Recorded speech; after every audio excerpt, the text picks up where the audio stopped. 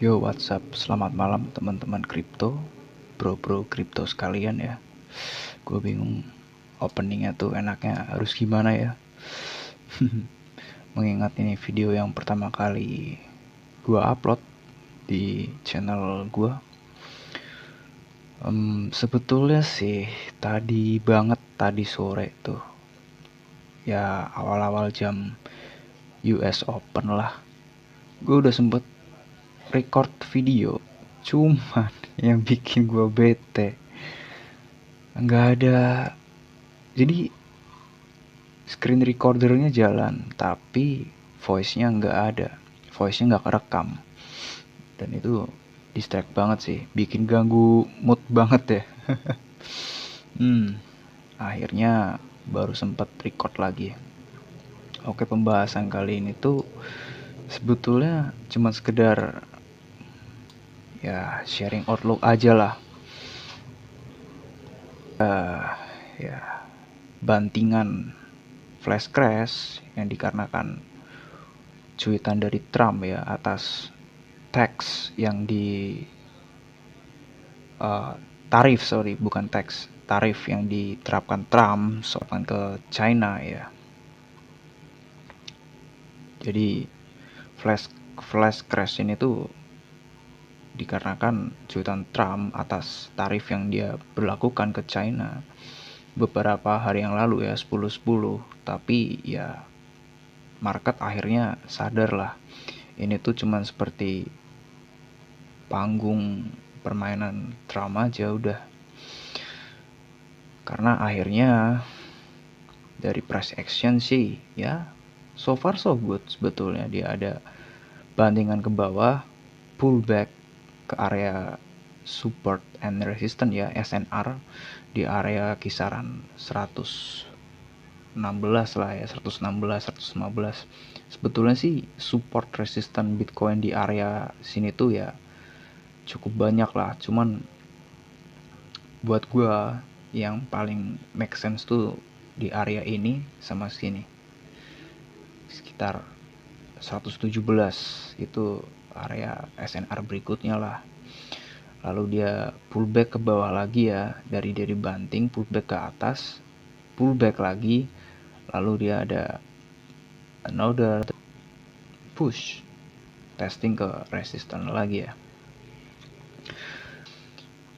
Inflow Bitcoin ETFs-nya sih ya per hari ini mungkin data belum rilis ya, entah mungkin tengah malam nanti waktu WIB atau esok mungkin.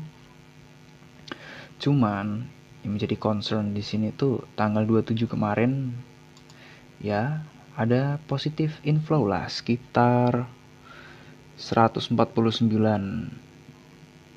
juta dolar ya. Bisa dibilang ya not bad lah. Kalau dari liquidation sendiri sih ya, yang open posisi long, yang open posisi short itu udah mulai tebel nih atas bawah untuk outlook satu hari ya, 24 jam. Walaupun so far untuk outlook jangka pendek ya tebel di atas sih, artinya yang pasang short itu lebih banyak untuk jangka waktu pendek memang, dan siap-siap dilikuidasi ya teman-teman. Karena emang ya namanya kripto tuh gocekan banyak lah ya, teman-teman yang udah biasa trading pasti tahu lah, hajar atas bawah itu tujuannya buat apa sih ya, buat melikuidasi paksa lah,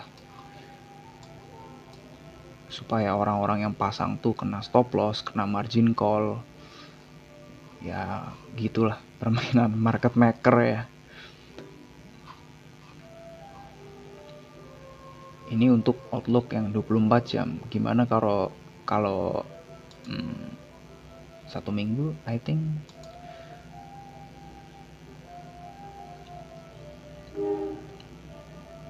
ya, kalau untuk 1 minggu justru dia tebel di bawah ya, di atasnya tuh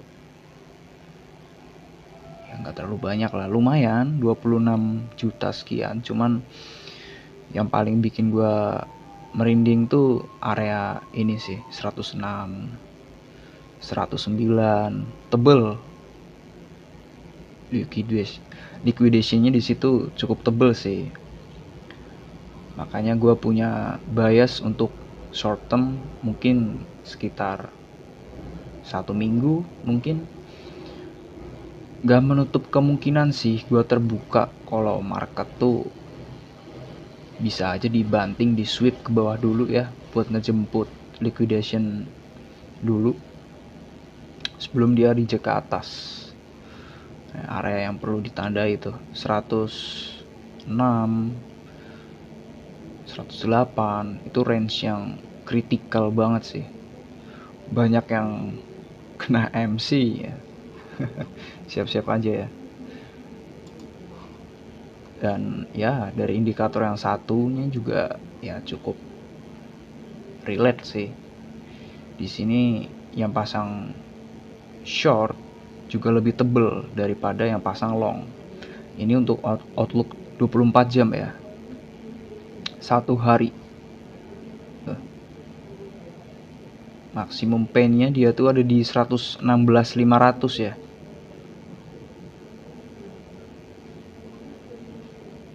Untuk liquidation shortnya.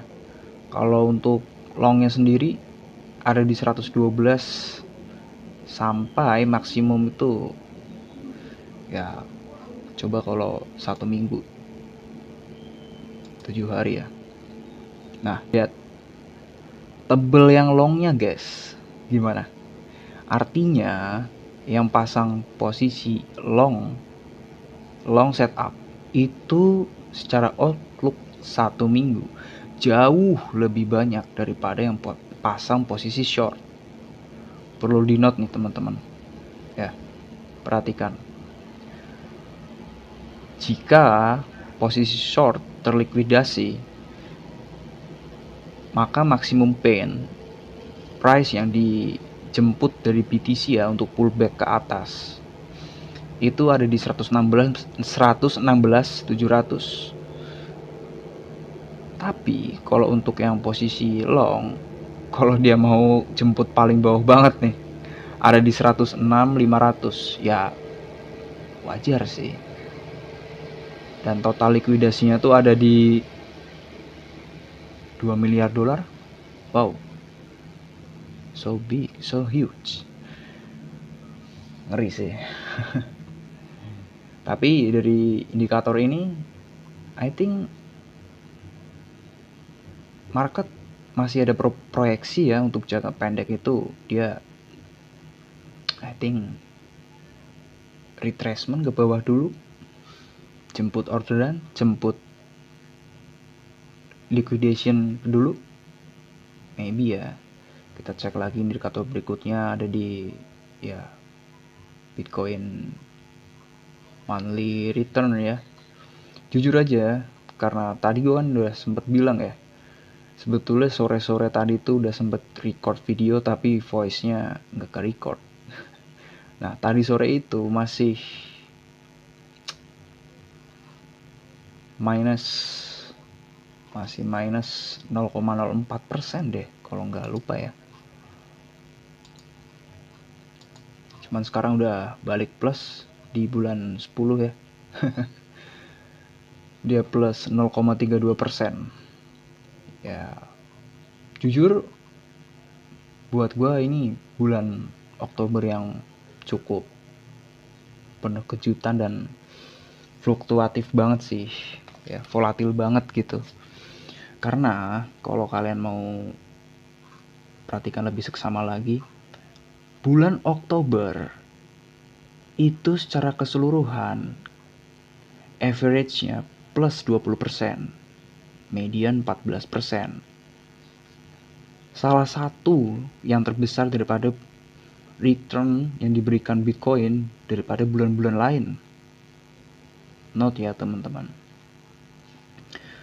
Yang gue concern di sini tuh jadi bulan Oktober sejauh ini so far sih 2 kali dia cuman cetak merah ya. Yang pertama 2014 itu saat bear market. 2014 itu bear market ya teman-teman, karena halvingnya sendiri itu ada di 2012 ya. Kalau teman-teman mau telusuri bisa aja historinya. Lalu yang kedua ada di 2018, dia cetak merah lagi bulan Oktober, tapi lagi-lagi ya itu ada di bear market. 2018 itu bear market ya. Lalu per tadi sore dia sempat merah walaupun cuma 0,04% ya, tapi sekarang juga plus 0,32. Itu I think masih kayak 50-50 banget sih. Dia turun dikit, Bitcoin turun dikit gitu ya, turun dikit ke 113 itu udah pasti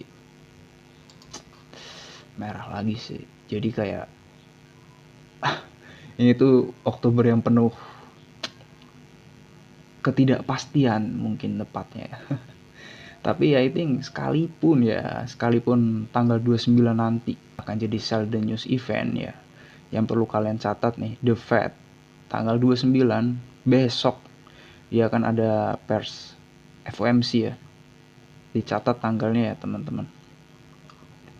Dan correct me if I'm wrong ya, ini intinya sih besok juga ada ya laporan penting tentang US M2 money supply, uang yang beredar di market di global akan bertambah ya, dilepas sekitar 22,20 triliun US dollar. Ini angka yang very very huge banget sih. Wow, I think ya intinya sih untuk proyeksi jangka pendek memang overall market itu masih didominasi bull sih I think ya. Dari makronya mendukung banget sih. Jadi besok ada laporan ini nih ya, ditambah dengan FOMC besok hari yang cukup kritikal sih I think. Walaupun itu bisa aja menjadi signal bahwa market khawatir sih, gua tuh lebih ke khawatir itu menjadi sell the news event, karena udah biasa ya kalau habis FOMC, habis rilis data-data terbaru itu reaksi market untuk beberapa hari setelahnya itu justru jadi sell the news event.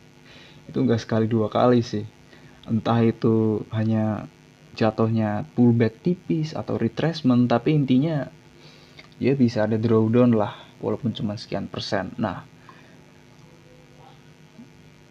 masalahnya closingnya tuh bakal hijau atau merah gitu. Walaupun gue terbuka sih, seandainya pahitnya besok tanggal 29 setelah FOMC itu market dibanting turun lagi ya, I think ada level-level zona yang bisa kalian perhatikan ya. Dari best case skenario untuk entry ada di 106, ada liquidity di inside bar sekitar 109, area yang penting lah. Yang bikin gue khawatir tuh lebih ke kayak setelah FOMC nanti tanggal 29 besok ya, tanggal 30, tanggal 31 itu Bitcoin closingnya bakal hijau atau merah. Walaupun gue juga ya ibaratnya bulan 10 kali ini di bull market unik ya, ibarat pahitnya cetak merah, gue pun sih welcome aja ya, karena secara chart seandainya closing merah dia ada level-level zona tertentu yang emang harus dia isi. Ada di order block area ini ya sekitar 106, ada order block internal di inside barnya area sekitar 108, 109. Nanti kita telusuri lagi. Cuman intinya gue terbuka, andai kata pahitnya Oktober closing merah, gue masih bisa ada mungkin harapan ya. Gue expect bulan 11 itu masih bisa cetak hijau sih. dan I think nanti bakal relate sama chart weekly ya, secara closing open candle-nya itu mungkin bisa relate nanti ya. Makro udah, mungkin kita bisa lanjut ke sedikit analisis dari teknikalnya ya.